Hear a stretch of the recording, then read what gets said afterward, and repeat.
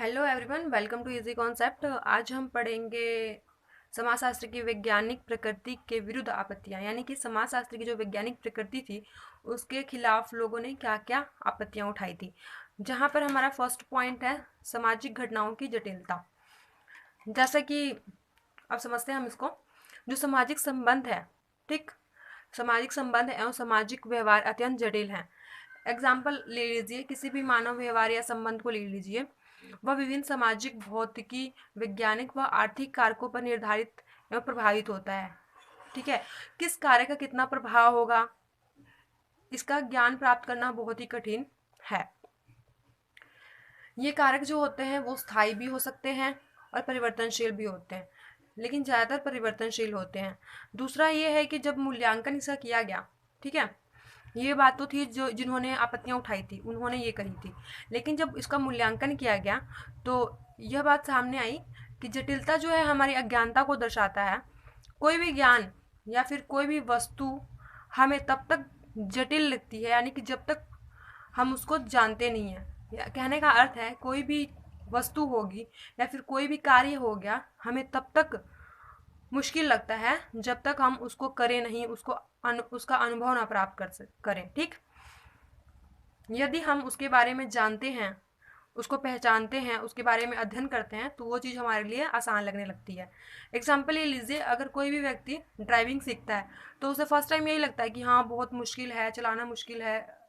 Car ले लीजिए या फिर बाइक ले लीजिए, तो कि हम कैसे चलाएंगे। बट जैसे जैसे वो ट्राई करता है उसके लिए वो चीज़ आसान लगने लगती है, उसको समझने लगता है कि हाँ मुझे कैसे इसके साथ हैंडल करना है।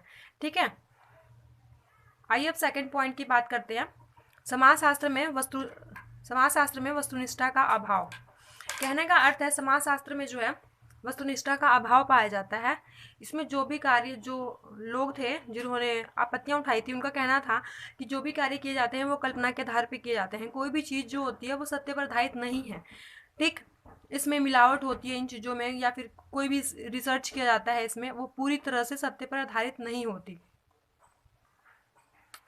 मूल्यांकन के आधार पर जो है क्या बात सामने आई, कि मूल्यांकन के आधार पर यह बात सामने आई कि जो वैज्ञानिक पद्धतियों का प्रयोग जो है, ठीक है, वैज्ञानिक पद्धतियों का प्रयोग किसी भी भौतिक या प्राकृतिक वैज्ञानिक की भांति किया जाता है।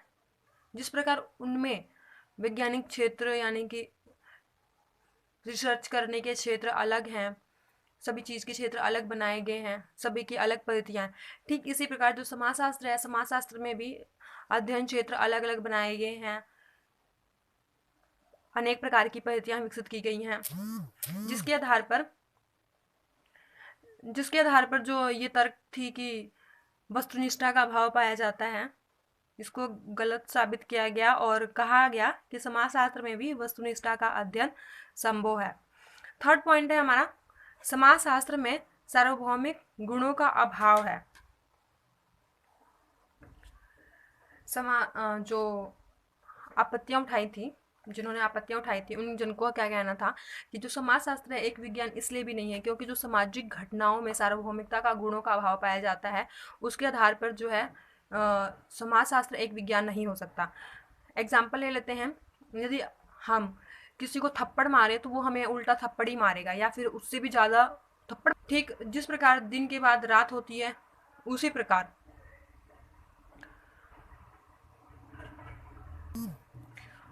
हो सकता है कोई व्यक्ति जो है किसी भी चीज़ के लिए अधिक क्रोधित हो जाए या फिर ना होए, कैसा बिहेव करेगा, क्या करेगा, कुछ नहीं पता। लेकिन मूल्यांकन के आधार पर जब मूल्यांकन किया गया तो यह पाया गया कि सार्वभौमिकता का अभाव भी समाजशास्त्र की प्रकृति में कोई विशेष बाधा नहीं डालता है, क्योंकि जो भौतिक वस्तुओं में भी पूर्व सार्वभौमिकता नहीं पाई जाती। क्योंकि कहने का अर्थ है कि जो सार्वभौमिक या फिर भौतिक वस्तुएं होती हैं, जो भौतिक वस्तुएं यूज़ की जाती हैं, उनमें भी पूर्व सार्वभौमिकता नहीं पाई जाती है। नेक्स्ट पॉइंट है हमारा, समाजशास्त्र में प्रयोगशाला नहीं होती है। इस पॉइंट में क्या कहते हैं, जो समाजशास्त्र हैं, यानी कि समाजशास्त्री हैं, उनको कोई भी प्रयोग करने के लिए यानी फिर कोई भी रिसर्च करने के लिए बाहर जाना पड़ेगा। लेकिन अगर एक भौतिकी शास्त्री है, ठीक है, भौतिकी विज्ञानों की भांति जो शास्त्र में प्रयोग किए जाते हैं या फिर पद्धति होती है, ठीक है। भौतिक विज्ञान किसी भी मौसम या समय में कोई भी अध्ययन अपने प्रयोगशाला में बैठकर कर सकते हैं, उन्हें बाहर जाने की जरूरत नहीं है। लाइक एक पेड़ पे बैठे कबूतर हो गया, उसको ठंड लग रही है, तो वो उसे अपने प्रयोगशाला में बैठे बैठे देख सकते हैं, ठीक है। लेकिन अगर एक समाजशास्त्री को अध्ययन करना है तो उसे निकलकर समाज में जाना पड़ेगा, क्योंकि जो समाज है वही उसका अध्ययन क्षेत्र है, समाज के द्वारा ही वह अपना अध्ययन करेगा। अगर उसे एग्जाम्पल ले लेते हैं, अगर उसे किसी अपराधी का अध्ययन करना है कि हाँ अपराधी है, तो उसका अध्ययन वो उसी क्षेत्र में जाकर करेगा जहाँ वो रहता है या फिर रहता था, जहाँ अपराध करता था, ठीक है। इसलिए जो समाजशास्त्र है उसका यानी कि उसकी पद्धतियों का जो प्रयोग है वो समाजशास्त्र यानी कि समाज में जाकर भी कर सकते हैं, और वो कुछ पद्धतियाँ ऐसी हैं जिनका यूज़ प्रयोगशाला से भी कर सकता है, ठीक है। नेक्स्ट पॉइंट है हमारा, समाजशास्त्र जो है भविष्यवाणी करने में असमर्थ है। जो समाजशास्त्र की वैज्ञानिक प्रकृति जो है उस पर यह आरोप लगाया गया कि ये जो है ठीक भविष्यवाणी नहीं कर सकते, ये नहीं बता सकते कि आगे आने वाले टाइम में क्या होने वाला है। एग्जाम्पल के तौर पे हम ले लेते हैं, अगर हम किसी व्यक्ति को मारते हैं या फिर गाली देते हैं, तो ज़रूरी नहीं कि वो हमें मारे या फिर गाली दे, हो सकता है कि वो चुप रहे, हो सकता है वो गाली दे के रह जाए, मारे नहीं।